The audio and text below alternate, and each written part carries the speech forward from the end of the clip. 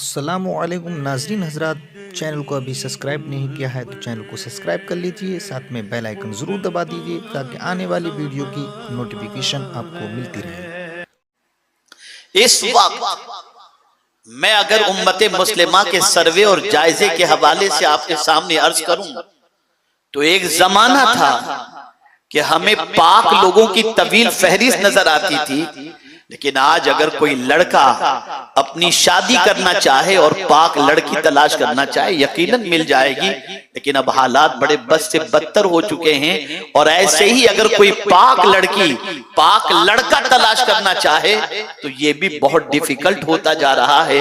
बड़ी अजीब पोजीशन है। आप जरा देखें, एक दौर तो ऐसा था कि माँ अपनी बच्ची से पूछा करती थी कि बेटी तुम्हारा निकाह यहाँ करने के लिए हम चाह रहे हैं, तुम्हारा क्या ख्याल है। बेटी शर्म से अपनी गर्दन झुका लेती तो बाप और माँ समझ जाते कि बेटी रिश्ते के लिए रजामंद है। लेकिन अब ये सवाल पूछने की बजाय सवाल की नौइयत बदल चुकी है। माँ अपनी बच्ची से पूछती है, बेटी किसी को तूने पसंद करके तो नहीं रखा, वरना बता दे, हम कहीं रिश्ता करेंगे और बाद में तेरी आरज़ू का जनाजा ना निकल जाए।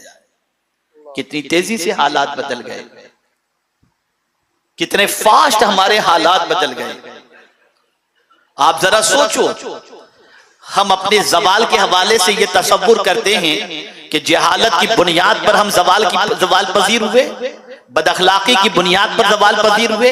मैं कहता हूं बेहयाई, बुराई, बदकिरदारी ने हमें तबाह कर दिया, हमें बर्बाद कर दिया। इसलिए आज मैं ये चाहूंगा कि आपको कुछ ऐसी बातें आपकी समाअतों के हवाले करूं जिसके बाद जब कभी तबीयत गुनाह की तरफ माइल होना चाहे तो आपके दिमाग में ये बात मौजूद हो जिसकी बुनियाद पर आपका कदम अल्लाह की नाफरमानी की तरफ उठने से बचने की कोशिश करे। आइए मैं आपको बताऊं, कुरान मुकद्दस में रब्बे कदीर जल्ल जलालहू ने कितनी प्यारी बात फरमाई है। इरशाद फरमाया, इन तज्तनिबू कबायर मा तुनहाउना अन्हु नुकफ्फिर अन्कुम सय्यिआतिकुम। अगर तुम कबीरा गुनाहों से बचोगे तो इसी कबीरा गुनाहों से बच जाना ये तुम्हारे लिए छोटे गुनाहों का कफारा बन जाएगा। और परवरदिगार फरमाता है, वनुदखिलकुम मुदखलन करीमा, और हम तुम्हें इज्जत वाले घर में दाखिल कर देंगे। यानी अगर कोई कबीरा गुनाहों से बचता है तो अल्लाह अज़्ज़ वजल उसे इज्जत वाले घर में यानी जन्नत में दाखिल फरमा देता है। और उससे जो छोटे छोटे गुनाह हुए हैं अल्लाह ताला उन गुनाहों को माफ फरमा दिया करता है। अब आइए एक वाक़े की रोशनी के अंदर मैं आज की गुफ्तगू को आपके दिलो दिमाग में उतारने की कोशिश करूं, और मैं चाहूंगा कि हम और आप ये कोशिश करें इन तसव्वुरात को, इन फरमान को, इस फरमान को अपने दिलो दिमाग के अंदर सेट कर लें, महफूज कर लें, और महफूज करने के बाद इस फरमान के मुताबिक अमल करने की कोशिश करें। मेरे प्यारे आका सल्लल्लाहु तआला अलैहि वसल्लम के प्यारे दीवानों, आइए मैं आपको समझाता हुआ चलूं। अल्लाह अकबर। दौर की तब्दीली आप देखिए, पहले के जमाने के अंदर, यानी बहुत ज्यादा दूर की बात नहीं कर रहा, माजी करीब की बात कर रहा हूं। अगर कोई दीनदार से मिलता, किसी आलिम से मिलता, किसी शेख से मिलता तो दुआ की दरख्वास्त करता कि हुजूर मेरे लिए दुआ करें। लेकिन अब तो क्या पोजीशन है, एयरपोर्ट पर मिला हुजूर एक सेल्फी, हरम शरीफ में मिला एक सेल्फी, मक्का मुकर्रमा में मिला एक सेल्फी। हैरत की बात है, अब दुआ का सिलसिला खत्म हो चुका, अब फोटो का सिलसिला शुरू हो चुका। बड़ी अजीब सिचुएशन बनती जा रही है। एक दौर था कि सहाबा की सुन्नत पर अमल करते हुए जब किसी बुजुर्ग से मुलाकात होती तो लोग उनसे कहते, हुजूर मुझे कुछ नसीहत फरमाएं। अल्लाह अकबर। फिर वो जो नसीहत होती थी वो एक इनकलाबी नसीहत होती थी। एक ही नसीहत जिंदगी बदलने का सबब बन जाती, एक ही नसीहत जिंदगी के अंदर इनकलाब पैदा कर देती। अब न नसीहत सुनने का जज्बा रहा और न नसीहत उस किस्म की होनी रही। आज सिचुएशन दोनों एतबार से वैसी हो गई। अल्लाह अकबर। अब आइए मैं आपको एक वाक़े की रोशनी में समझाऊं। हजरत इब्राहिम इब्ने अदहम, अल्लाह अकबर। कौन हजरत इब्राहिम इब्ने अदहम अलैहि रहमत व रिज़वान, जो मक्का मुकर्रमा पहुंचे, हज के लिए पहुंचे, हर कदम पर 2 रकात पढ़ते हुए खाने काबा के पास पहुंचे हैं। हर कदम पर। और 14 साल के अंदर मक्का मुकर्रमा पहुंचे। ये हैं हजरत इब्राहिम इब्ने अदहम रहमतुल्लाह ताला अलैह। एक शख्स उनके पास हाजिर आया, गौर से सुनिएगा, और हाजिर होकर अर्ज करता है, हुजूर मुझे कुछ नसीहत फरमाए, मैं गुनाह से बचना चाहता हूं, मुझे कुछ नसीहत फरमाए। 6 नसीहतें हजरत इब्राहिम इब्ने अदहम अलैहिर्रहमान ने फरमाई। इरशाद फरमाया, जब तेरी तबीयत गुनाह करने की चाहे तो अल्लाह का रिस्क खाना छोड़ दो, उसका रिस्क खाना छोड़ दो। वो अर्ज करता है, हुजूर रिस्क तो उसी का है, अगर उसका रिस्क खाना छोड़ दूंगा तो जिंदा कैसे रहूंगा?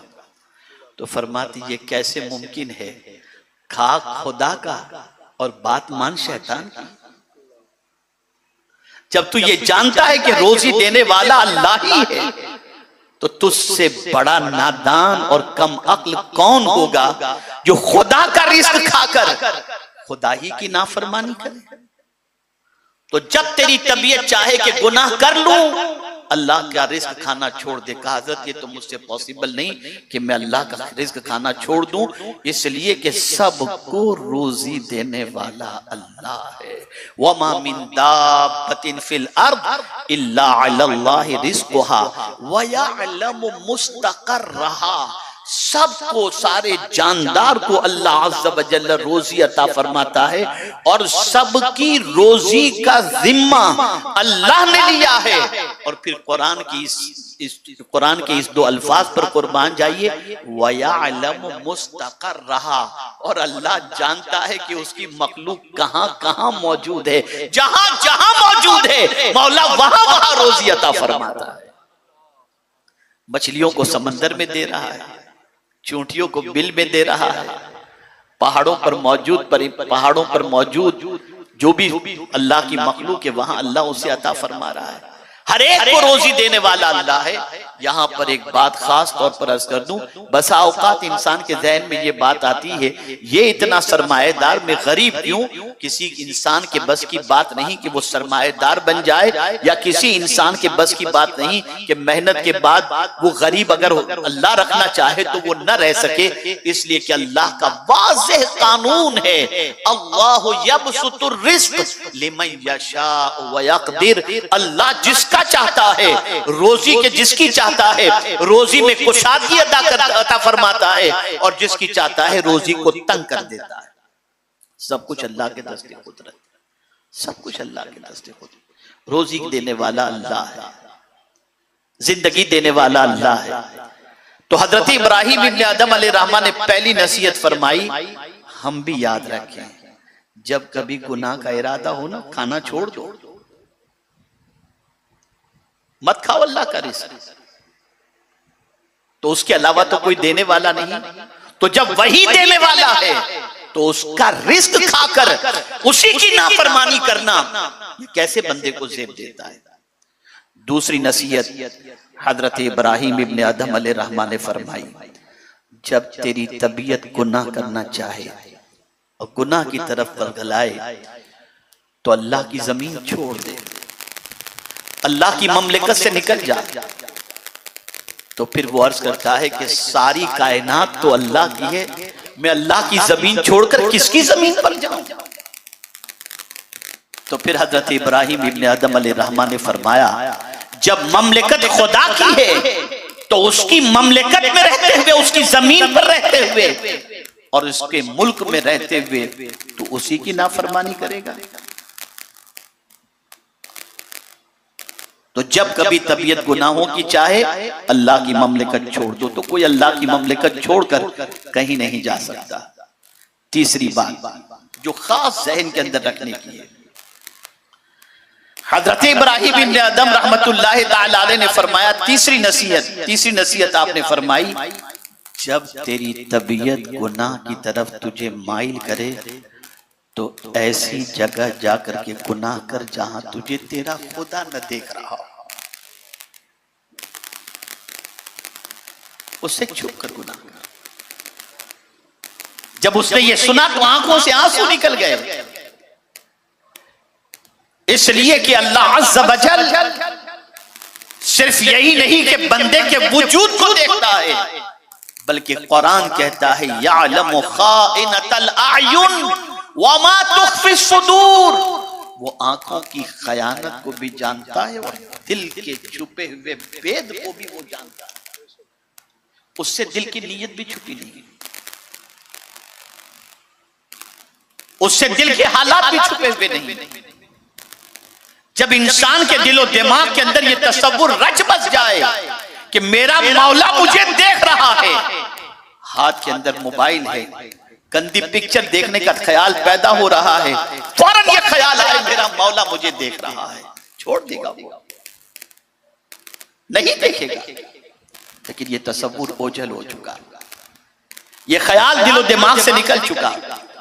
यही वजह है कि बायजीद बुस्तामी अलैहिर्रहमा के पास एक शख्स हाजिर हुआ और अर्ज करता है कि हुजूर, बहुत सारे गुनाहों से मैंने तौबा तो कर ली, लेकिन एक गुनाह ऐसा है जिससे बचने की कोशिश करता हूं, बच नहीं पाता।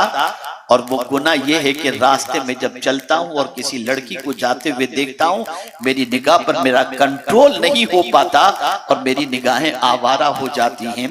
अल्लाह अकबर। हजरत बायजीद बुस्तामी अलैहिर्रहमा ने फरमाया, राह चलते हुए जब किसी औरत की तरफ तेरी तबीयत तुझे देखने को माइल करे, बस एक तसव्वुर कायम रख लेना, और वो ये है तू इसे देख रहा है और तेरा खुदा तुझे देख रहा है। जब बायजीद बुस्तामी अलैहिर्रहमा ने यह फरमाया, वो शख्स चला गया और 15 रोज के बाद हजरत बायजीद बुस्तामी अलैहिर्रहमा के पास आया तो आकर के अर्ज करता है, हुजूर अब तो निगाह उठती ही नहीं, वो मालिक देख रहा हो और मैं गैर महरम की तरफ निगाह उठाऊं। हमारे दिलो दिमाग से ये तसव्वुर ओझल हो गया। आदमी बुज़दिल किस वजह से बनता है, कमजोर किस वजह से बनता है। अगर हम औलिया किराम की जिंदगी का मुताला करें तो बज़ाहिर उनके पास कुछ नहीं था, न फौज थी, न अफराद की कसरत थी, न जिस्म में बज़ाहिर नजर आने वाली कोई तवानाई थी, कुछ भी नहीं था, लेकिन इतने ताकतवर थे, निगाह भरकर किसी दुश्मन को देख लेते तो वो दुश्मन गिर जाता था। या अल्लाह, माजरा क्या है, हमारे पास सब कुछ होते हुए भी हम चूहे से डर जाते हैं, मच्छर से डर जाते हैं, ये हमारी कैफियत क्यों? तो आप जवाब अच्छी तरीके से सुन लीजिए। जब इंसान गुनाह करता है तो बुज़दिल बन जाता है, और जब नेकी करता है तो इंसान ताकतवर बन जाता है। इसे ज़हन में रखिएगा।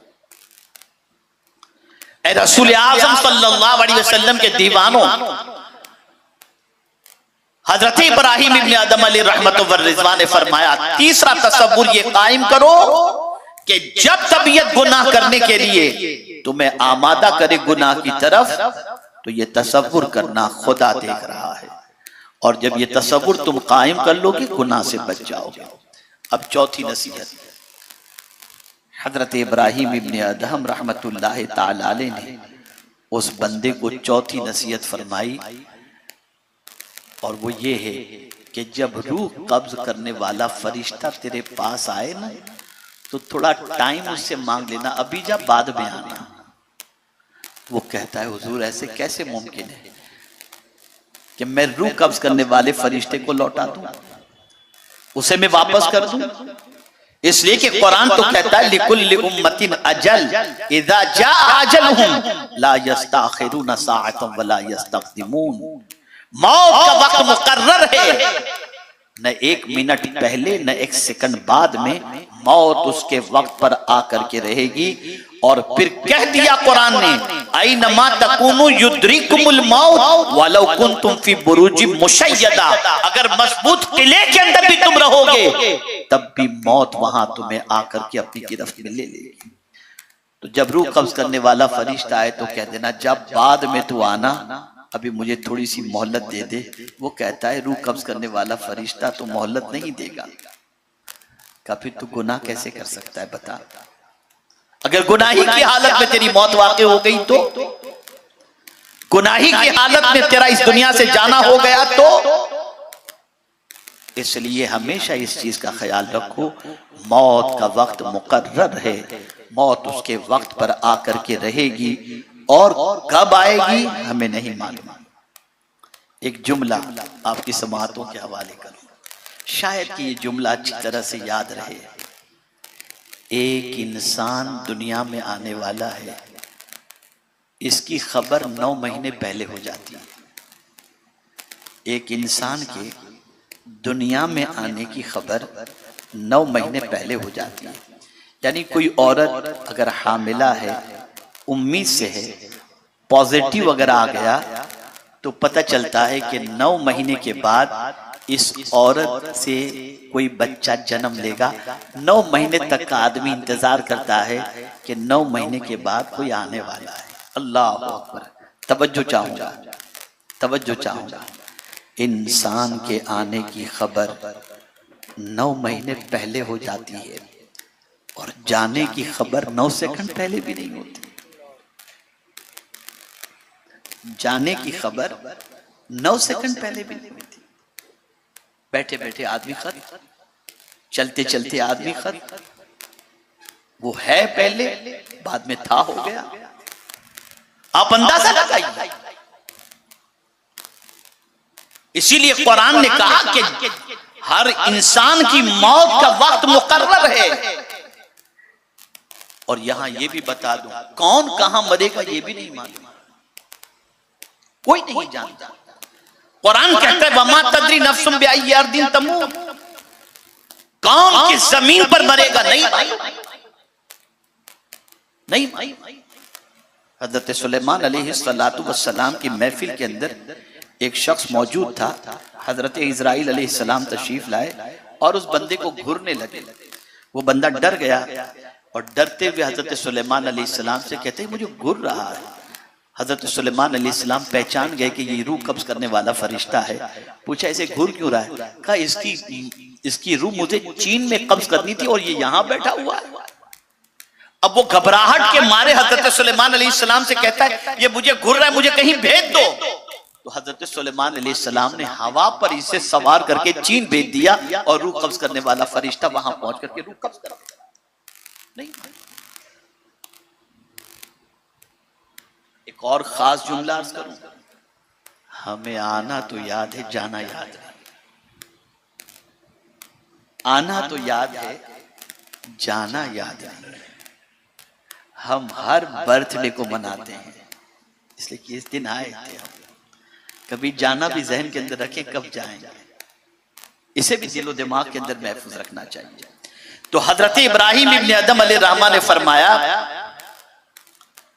कि जब रूह कब्ज करने वाला फरिश्ता आए तो थोड़ी सी मोहलत मांग लेना, टाइम मांग लेना कि बाद में आना, मुझे थोड़ी मोहलत दे दे। कब मुझे तो मोहलत नहीं मिल सकती। यहां एक अकीदे की दुरुस्तगी की बात कर दूं, हम और आप नहीं जानते कब मरेंगे और मौत का फरिश्ता हमसे इजाजत लेकर हमारी रूह कब्ज नहीं करता।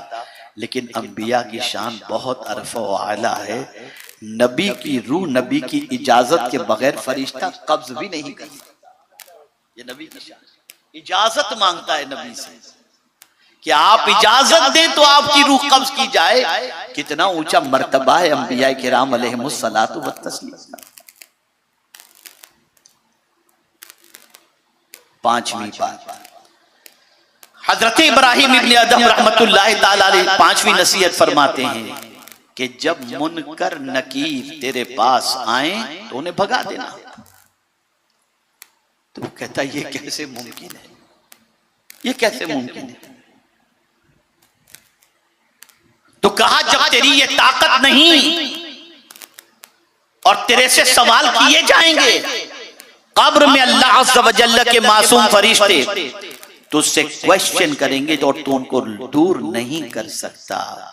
तो उन सवालात की जवाबात की तैयारी में लग जा उन सवालात के जवाबात की तैयारी में। मौत कभी भी आ सकती है।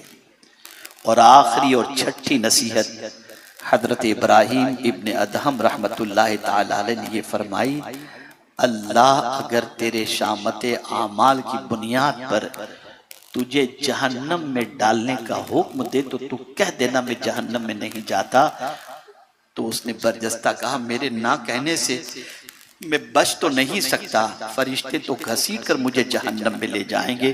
तो हजरत इब्राहिम इब्ने अदहम रहमतुल्लाह ताला अलैह ने फरमाया, बंदे जरा तू ये बता, जिसके सामने इतने प्रोसीजर हों, इतने मरहले हों, सवालात और जवाबात का मरहला, जन्नत और जहन्नम का मरहला, अल्लाह के देखने का मामला, मौत का मामला, जब ये सारी चीजें जिसके पेश नजर हो, उसे गुनाह की कैसे सूझ सकती है, वो गुनाह की तरफ कैसे बढ़ सकता है। ए रसूल आजम सल्लल्लाहु अलैहि वसल्लम के दीवानों, इस वक्त इस उम्मत का सबसे बड़ा मसला यह है कि हमारी कौम गुनाहों के दलदल में डूब चुकी है। शायद कि कोई ऐसा गुनाह हो जिसके अंदर हमारी कौम मुलव्विस न हो। गुनाह की दहलीज पर जाने से बचो, गुनाह करने से बचो, गुनाह से अपने आप को रोक लो।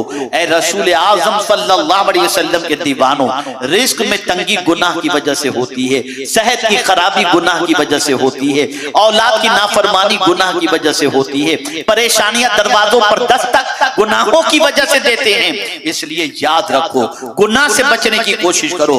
और इसीलिए फरमाया गया, किसी छोटे गुनाह को छोटा समझ के करो मत, इसलिए कि हो सकता है यही छोटा गुनाह जहन्नम में जाने का सबब बन जाए।